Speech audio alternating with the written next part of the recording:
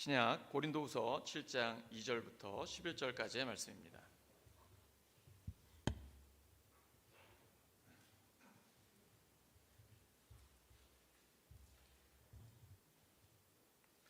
고린도후서 7장 2절부터 11절까지의 말씀 교독합니다. 2절 제가 먼저 읽습니다. 마음으로 우리를 영접하라. 우리는 아무에게도 불의를 행하지 않고 아무에게도 해롭게 하지 않고 아무에게서도 속여 빼앗은 일이 없노라.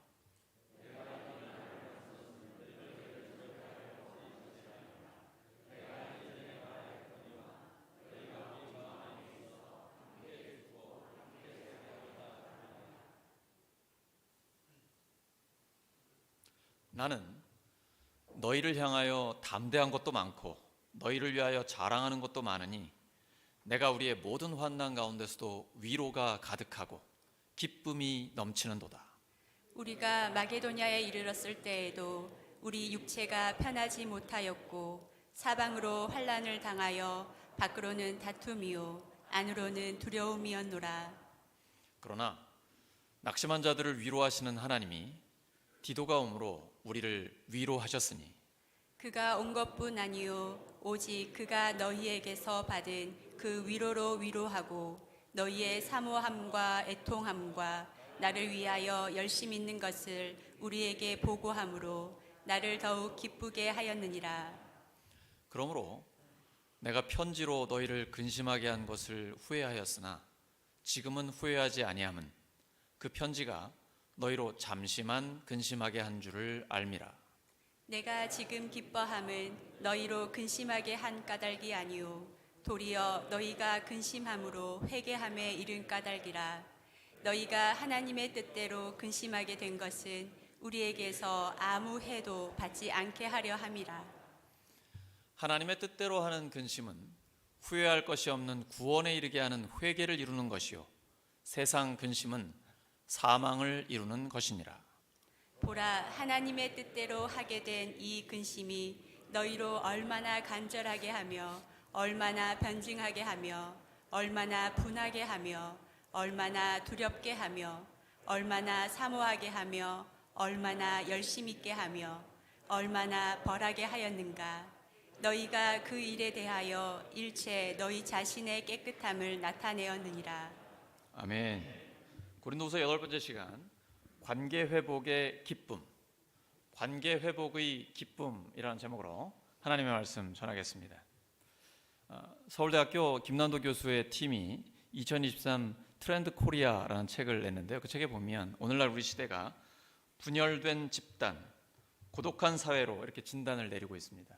사실 전 세계에 영향을 주고 있는 우크라이나 전쟁은 러시아와 우크라이나만의 문제가 아니라 미국, 유럽, 일본, 한국 같은 자유주의 진영과 러시아, 중국, 북한 같은 사회주의 진영의 어떤 신냉전주의를 보는 듯한 그런 모습입니다. 그런가 하면 우리 사회는 MIT의 세계적인 경제학자가 진단을 할 때 가장 빨리 해결해야 될 문제가 정치 분열의 해소다, 분열의 해소다 이런 이야기를 하고 있습니다. 우리가 늘 뉴스에서 보는 것이죠. 그런가 하면 1인 가구가 계속해서 늘어납니다. 또 혼자 일하는 사업자들도 계속해서 증가하고 있습니다. 고독함, 외로움, 우리 사회의 문제입니다. 사실 복지사각지대에 있는 분들 중에는 고독사를 늘 걱정해야 되는 독거노인들도 계시고요. 그런가 하면 청년들 중에는 취업이나 진학, 결혼 이런 게 잘 안 되고 사회적으로 도태됐다라는 그 느낌 때문에 은둔형 외톨이로 있는 불쌍한 청년들도 있습니다. 이것이 지금 우리 사회의 문제인데 2022년 1월 통계청 발표에 의하면 우리나라 국민 중 3명 중 1명은 고립 상태에 있다라고 합니다. 내가 힘들어도 집안일을 누구한테 맡길 사람이 없고 우울해도 누구랑 대화할 만한 상대가 없는 그러한 어려운 상태에 있는 거죠. 이럴 때일수록 서로를 배려하고 친절하게 대해서 함께 살아가는 세상을 만드는 것, 이게 교회가 먼저 앞서서 해야 할 일입니다. 오늘 본문에 보시면 그것이 교회에서 이루어지고 있습니다. 우리 그동안 고린도전서 후서를 살펴볼 때에 고린도 교회가 얼마나 심각한 문제 가운데 있었습니까? 사도 바울과 고린도 교회 회복될 것이라고 예상할 수나 있었습니까? 고린도 교회 성도들은 사도 바울을 심각하게 오해했습니다. 사도 바울이 돈을 좋아해가지고 헌금을 강요했다. 왜냐하면 헌금을 여기저기서 거둬가지고 예루살렘에 있는 그 불쌍한 크리스찬들 그 당시에 보면 가뭄이 굉장히 심각했다 그래요. 그래서 그거를 헤어나올 수가 없는 그 사람들 도우려고 헌금을 이제 모으고 있었는데 그게 마치 사도 바울이 혼자 착복하려고 한다라는 이런 오해를 받고 있었고요. 또 하나는 말해놓고 말 안 지킨다는 거예요. 이랬다 저랬다 신용이 없다 이런 오해들을 받았습니다. 바울도 2000년 역사에 가장 믿음이 좋다고 하는 사도 바울도 다른 사람들한테 100% 신뢰받지는 못했습니다. 오해받을 때도 있었습니다. 우리가 신앙생활하면서 오해받을 때 있죠. 당연하게 생각해야 됩니다. 바울도 그랬는데요. 단 오늘 본문 2절에 나오는 것처럼 사도 바울은 오해받았을 때 남 탓을 먼저 하지 않고 자기를 돌아봤습니다. 나한테 무슨 문제가 없는가 봤어요. 그랬더니 문제 없는 거예요. 헌금을 나를 위해 쓰려고 한 것도 아니었고 또 누구에게 불의를 행한 거거나 내가 약속을 안 지킨 것도 아니고 다 고린도 교회 성도들을 위해서, 예루살렘의 가난한 성도들을 위해서 했던 일들이거든요. 먼저 자기를 돌아봐야 됩니다. 혹시 내 동기에 문제가 있지 않나, 진짜 순수한 동기를 가지고 했는지 자기를 돌아봐야 돼요. 그 다음은 비록 동기가 순수하다 할지라도 내 말이나 행동, 어떤 결정이나 내가 어떤 실행에 옮길 때 오해받을 만하게 하지 않았는지 나 자신을 한번 살펴봐야 됩니다. 그 결과 나한테 이상이 없다라는 결론이 났습니다. 다른 사람이 나를 오해하고 있다라는 걸 확실하게 알게 됐어요. 그때부터는 걱정할 필요 없습니다. 그냥 편안한 마음을 가지시면 됩니다. 오히려 기뻐해야 돼요. 왜냐하면 예수님 이렇게 말씀하셨어요. 예수님 때문에 터무니없이 오해를 받거나 핍박을 받는 자에게는 복이 있다라고 말씀하셨습니다. 천국에서 너희의 상이 크다라는 겁니다. 사도 바울이 오해받을 때 굉장히 괴로웠을 것입니다. 사도 바울이 데살로니가 전서에 보시면 항상 기뻐하라, 쉬지 말고 기도하라, 범사에 감사하라, 이는 그리스도 예수 안에서 너희를 향하신 하나님의 뜻이다라고 하나님의 뜻을 설파했습니다. 근데 정작 바울은 항상 기뻐했습니까? 우리 신앙생활하면서 항상 기쁜가요? 정상 아닙니다. 오늘 본문 보시면 사도 바울 심각한 환난을 당합니다. 마음에 두려움도 있어요. 다툼도 밖에 있습니다. 괴로움이 있습니다. 감정을 솔직하게 표현하고 있습니다. 이게 현실 세계 아닙니까? 우리가 어떻게 항상 기뻐할 수 있습니까? 그럼 어떻게 항상 기뻐할 수 있을까요? 그게 하나님의 뜻인데요.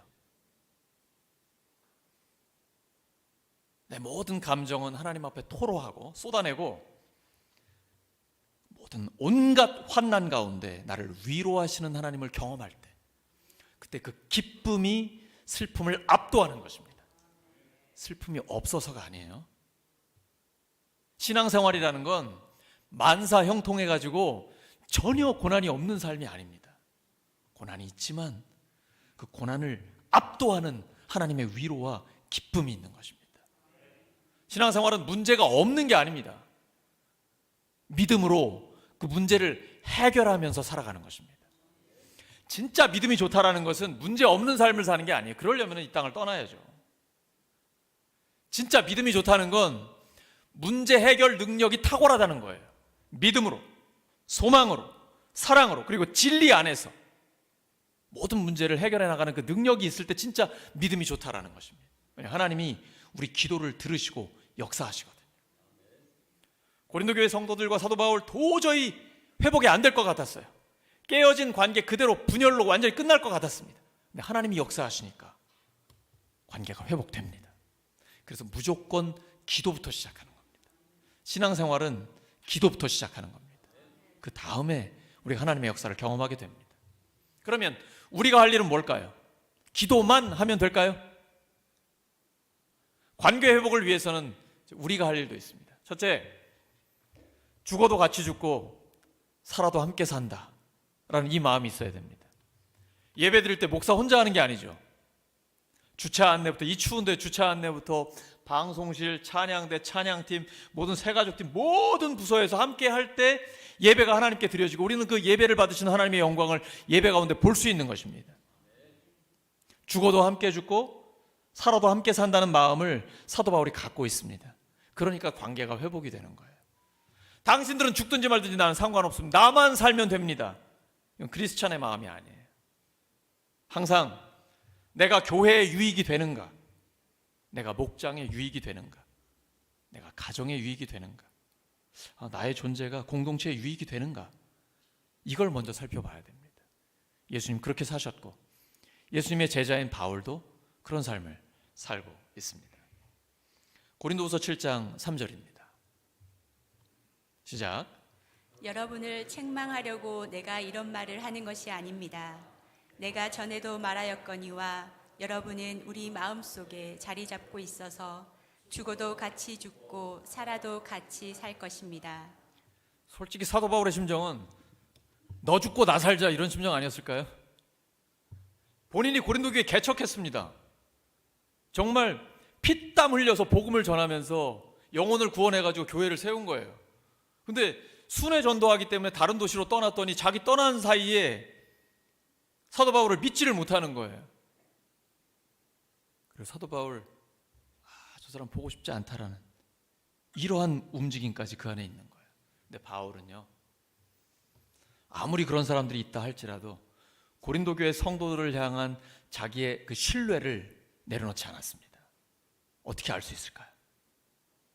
자기가 대신 보낸 목회자 디도에게 고린도 교회 성도들을 자랑했습니다. 자랑할 게 뭐가 있어요? 어떤 사람도 단점만 있는 법은 없습니다. 잘 살펴보시면 반드시 장점이 있어요.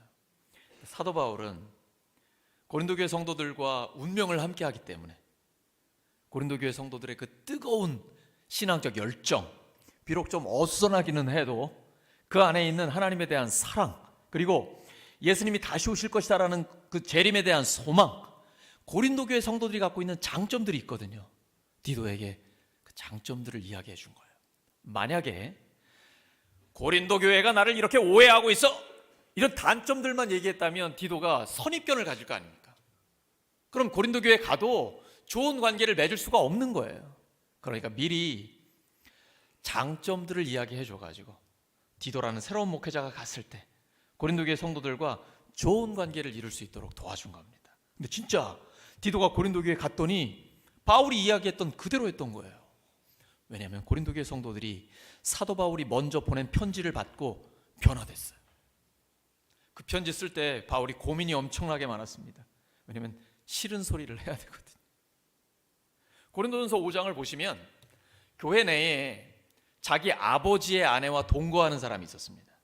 그런데 성도들이 사생활인데 뭐 그럴 수도 있지, 묵인하고 함께 예배드리고 신앙생활하는 거예요. 이게 가능한 일이냐는 거예요. 사도 바울이 이 죄를 지적할 때에 그 사람을 사탄에게 내줘라, 그리고 영혼을 구원해라, 강력한 책망의 편지를 보냈거든요. 고민 많이 했을 겁니다. 기도 엄청나게 했을 거예요. 이 편지 받고 안 그래도 고린도 교회들 성도들 나 안 좋아하는 사람들이 있는데 완전히 끝나는 거 아닐까? 별 생각 다 했을 거예요. 그런데 그 편지를 받고 고린도 교회 성도들이 회개했습니다. 죄를 죄로 인정하고 정말 바울이 말한 하나님의 뜻을 따라 그 사람을 징계를 했어요. 왜냐하면 주님은 사랑하는 사람을 징계하시거든요. 진짜 사랑은 죄는 죄라고 이야기를 해줘야 돼요. 그래야 회개의 기회가 있기 때문입니다. 그 바울의 그 꾸지람의 편지를 받고 고린도 교회 성도들이 변화된 거예요. 회개한 거예요. 그리고 이제 오히려 바울에게 감사해요. 바울을 그리워합니다. 그를 보고 싶어해요. 디도가 갔을 때 변화된 고린도 성도들을 만난 겁니다. 그리고 그 성도들이 디도를 하나님의 말씀을 들고 오기 때문에 하나님을 경외하는 마음을 가지고 두렵고 떨림으로 맞아들이고 정말 주의 종으로서 존중하는 거예요. 와, 디도가 고린도 성도들을 만나서 큰 위로를 얻은 겁니다. 그 얘기를 바울에게 가서 해주었습니다. 바울이 그동안 걱정이 많았는데, 근심으로 가득 차 있는데 디도를 만난 것도 기쁜데, 디도가 고린도 교회 성도들의 그 변화된 소식을 이야기해 줬을 때 위로가 차고 넘치는 거예요. 그래서 모든 환난 가운데서도 기쁨이 차고 넘친다, 이 고백을 하고 있는 것입니다. 바울이 성도들과 함께 죽고 성도들과 함께 살겠다, 이 마음을 갖고 있기 때문에 변화된 고린도 교회 성도들의 그 모습을, 소식을 듣고 이제 마음으로 다 받아들일 수가 있는 거예요. 이 관계 회복이 실제로 이루어지게 되는 것이죠. 바울은 고백합니다. 내게 사는 것이 그리스도니 죽는 것도 유익함이라. 우리가 그리스도 안에서 함께 죽었으니 그리스도 안에서 함께 살 것이다. 성도는 바로 그런 사람입니다. 함께 죽고 함께 사는 사람입니다. 옆 사람 축복해 주시기 바랍니다. 우리는 생사를 함께하는 사람입니다.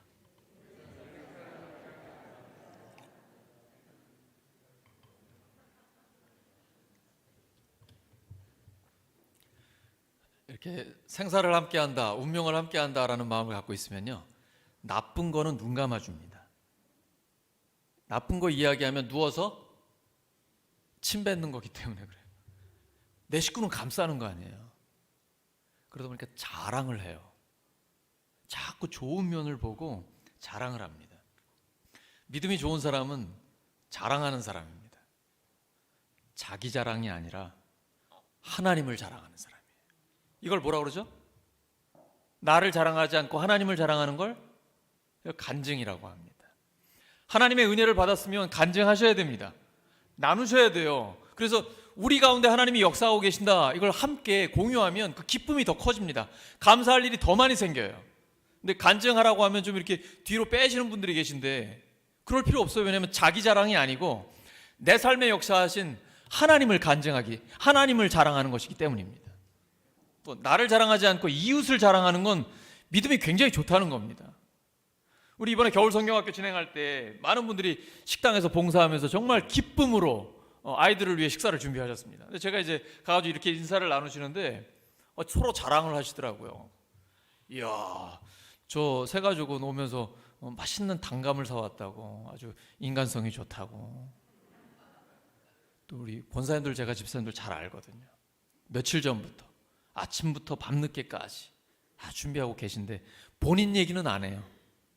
다른 사람 자랑을 하는 거예요. 그게 믿음이 좋다는 증거입니다. 바울이 그러잖아요. 고린도 교회 성도들을, 사실 안 좋은 면도 있고 오해하는 부분도 있지만 그건 다 빼놓고 좋은 면을 자랑하고 있거든요. 믿음이 좋다는 건 바로 그것입니다. 죽어도 같이 죽고 살아도 같이 산다. 하나님을 자랑하고 이웃을 자랑하는 것입니다. 관계 회복을 하려면 둘째, 슬픔을 압도하는 기쁨으로 충만해야 합니다. 고린도후서 7장 4절입니다.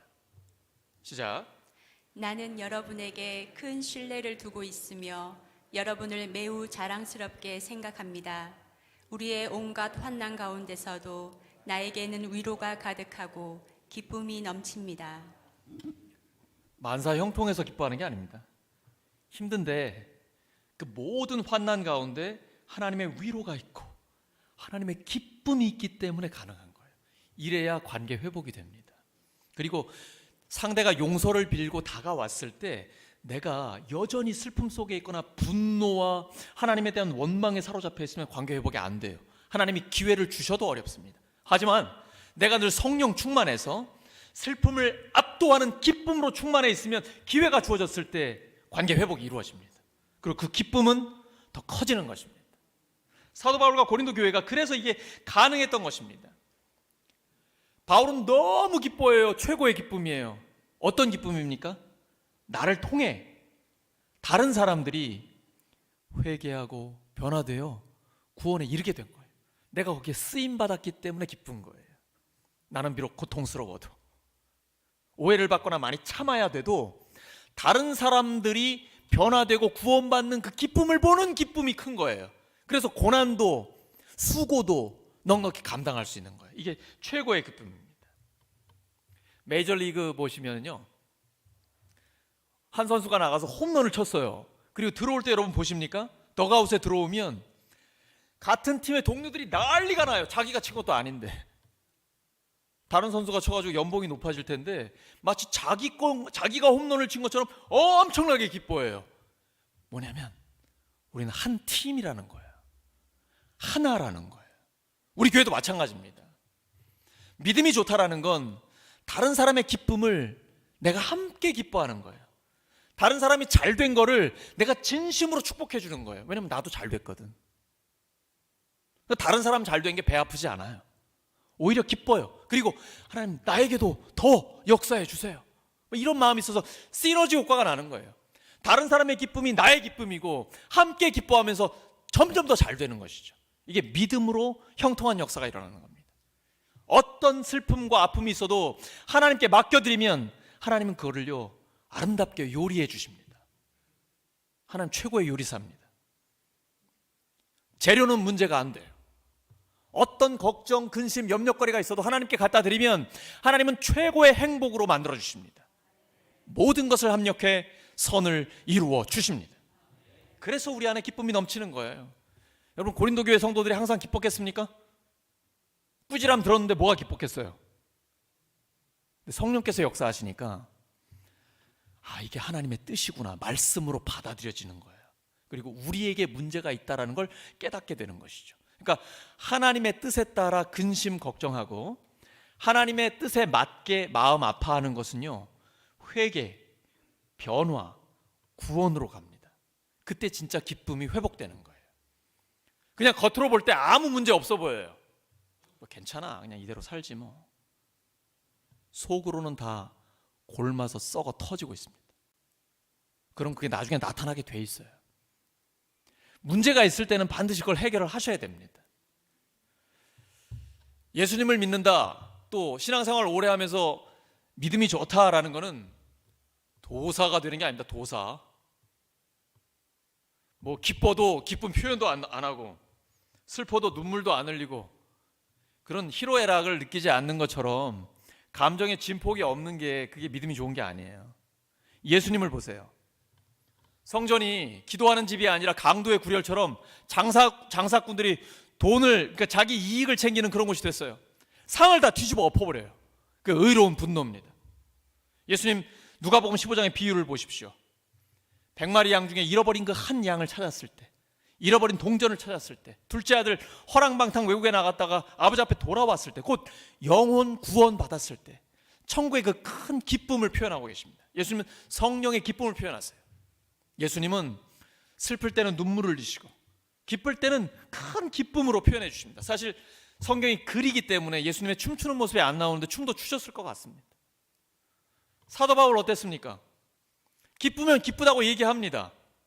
마음이 아프면 아프다고, 나 낙심했다고, 두려움이 있다고 솔직하게 표현해요. 그러니까 믿음이 좋다라는 것은 감정을 솔직하게 표현하고 노출하는 것입니다. 그때에 치유가 일어납니다. 하나님은 감정이 있으신 분이에요. 성경을 읽어보시면 감정이 그대로 드러나죠.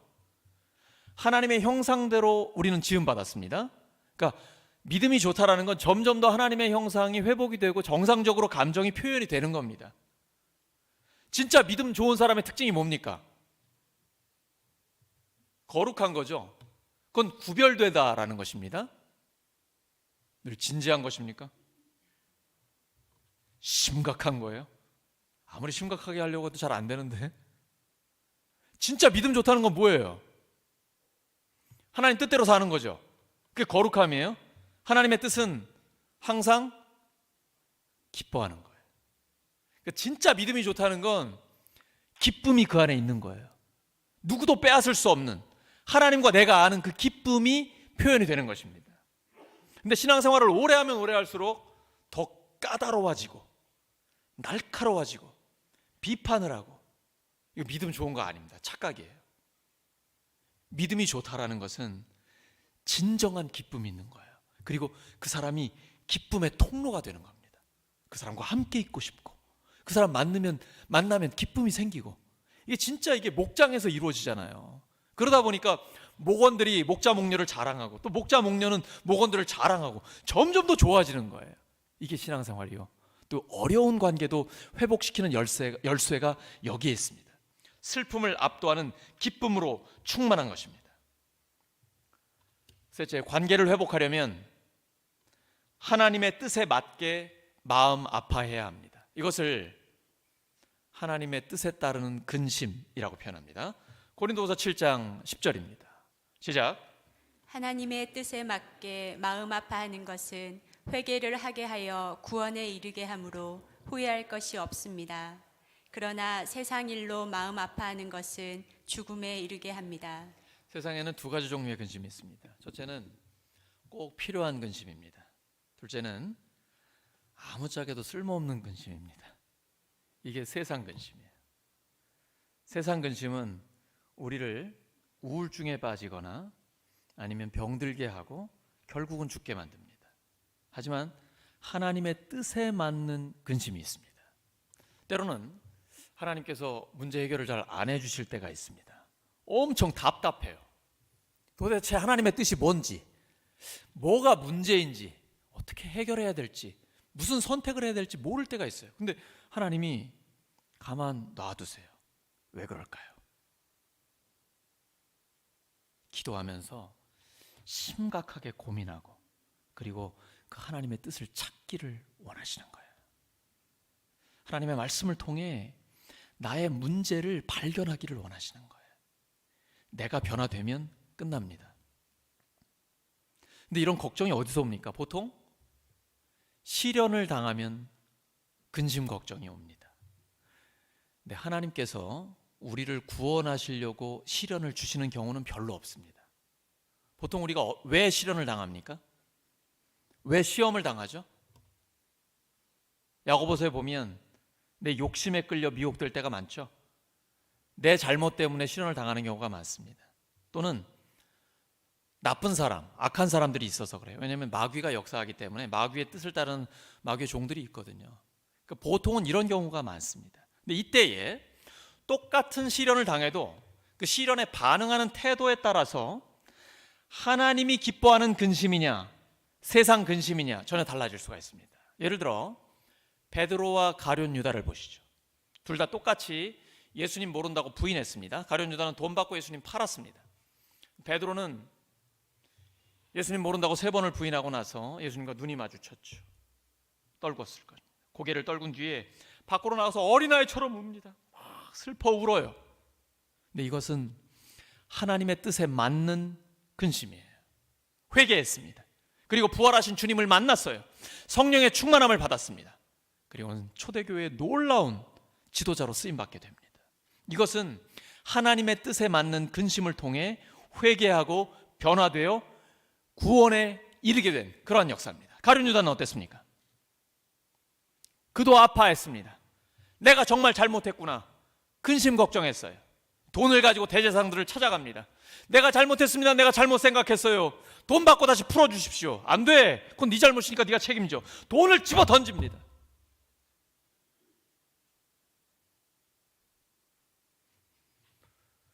그리고 최후가 어떻게 됐어요?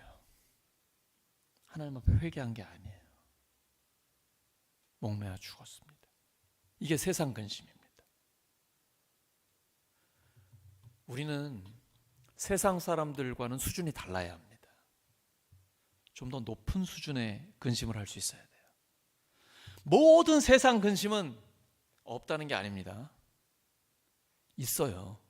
있는데 그걸 하나님께 맡겨 드리는 겁니다.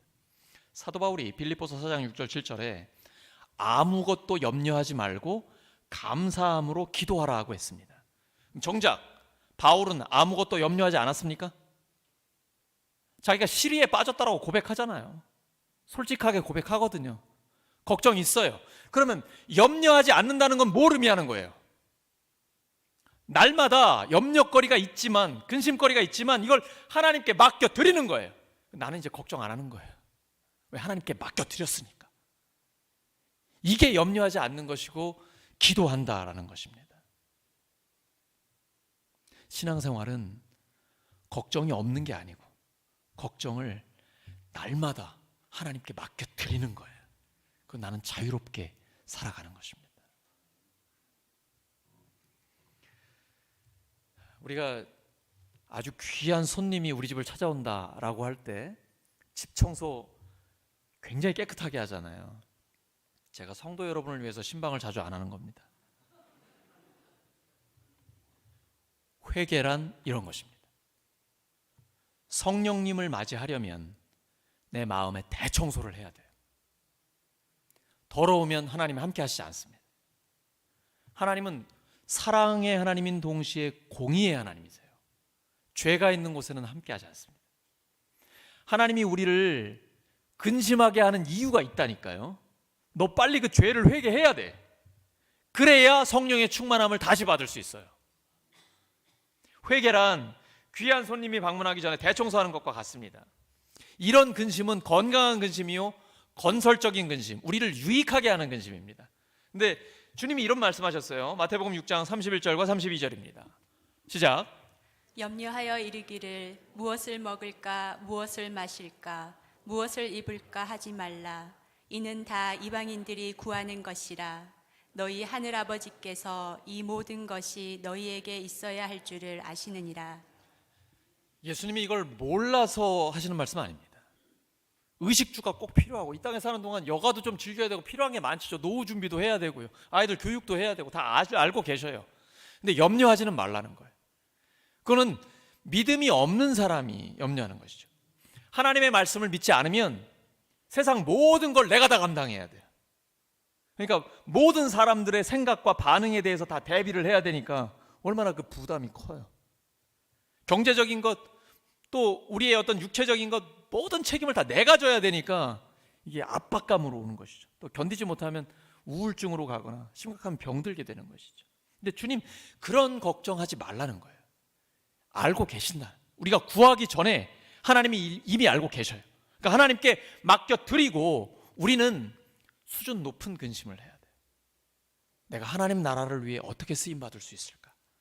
한 번뿐인 이 짧은 인생을 하나님의 영광 위해, 하나님의 목적을 위해 어떻게 쓰임받을 수 있을까?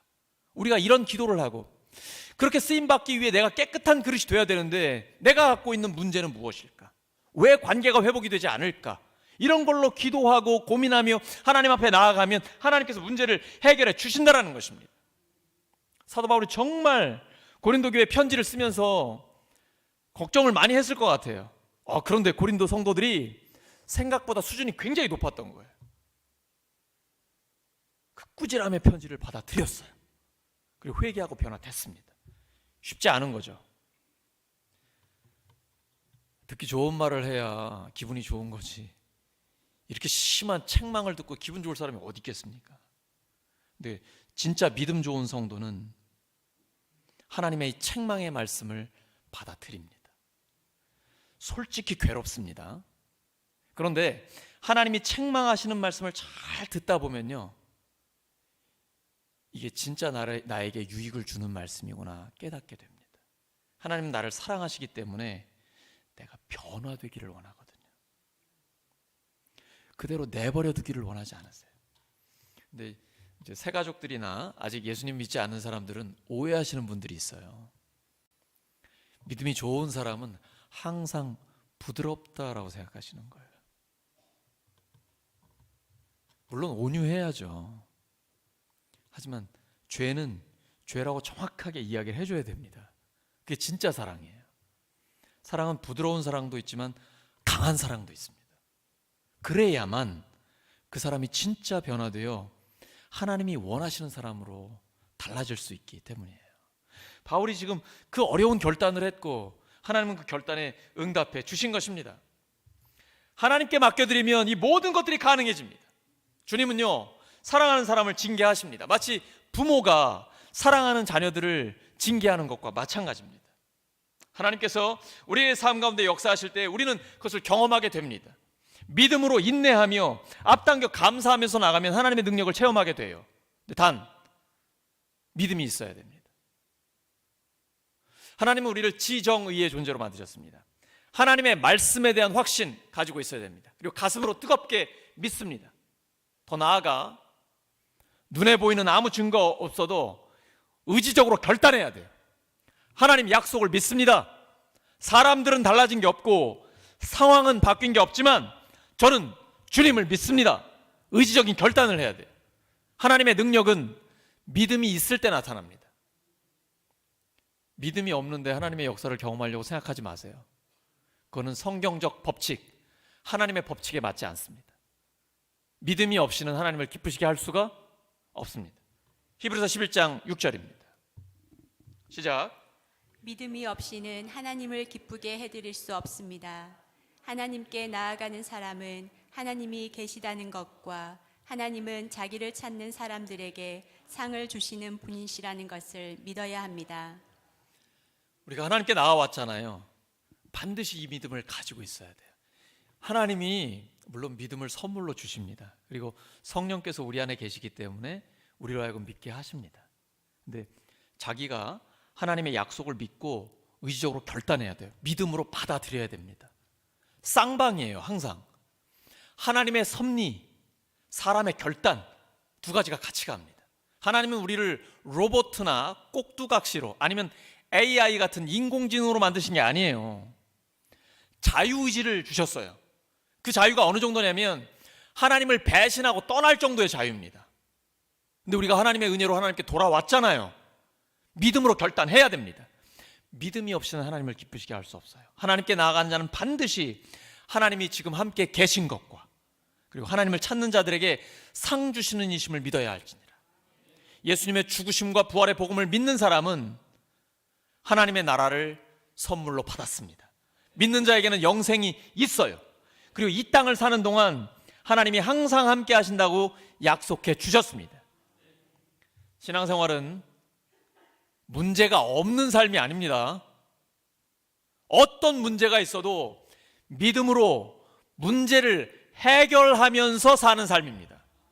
신앙이 좋다, 믿음이 성숙하다라는 것은 문제가 없는 삶이 아니라 문제 해결 능력이 탁월한 사람입니다. 그런 믿음 좋은 사람이 되시기를 예수 그리스도의 이름으로 축원합니다. 말씀 정리합니다. 하나님께서는 도저히 불가능할 것 같은 깨진 관계도 회복시켜 주십니다. 그래서 먼저 기도부터 해야 합니다. 그러면 하나님의 역사를 경험하게 됩니다. 그리고 우리가 할 일이 있습니다. 첫째, 죽어도 함께 죽고 살아도 함께 산다라는 마음을 가지고 있어야 됩니다. 슬픔을 압도하는 기쁨으로 충만해야 합니다. 그리고 하나님의 뜻에 맞게 마음 아파하는 것 꼭 필요합니다. 그래야 회개와 변화가 있기 때문입니다. 이러한 하나님의 뜻을 따라서 치유와 회복 그리고 부흥과 하나님의 역사를 경험하는 우리 모두 되기를 예수 그리스도의 이름으로 축원합니다. 함께 기도합니다. 아버지 하나님 감사합니다. 오늘 하나님 주신 말씀을 따라서 저희들 관계 회복에 쓰임받는 예수님의 제자 되게 하여 주시옵소서. 그래서 늘 위로와 기쁨, 치유와 회복을 경험하게 하여 주시옵소서. 감사드리며 예수 그리스도의 이름으로 기도드립니다.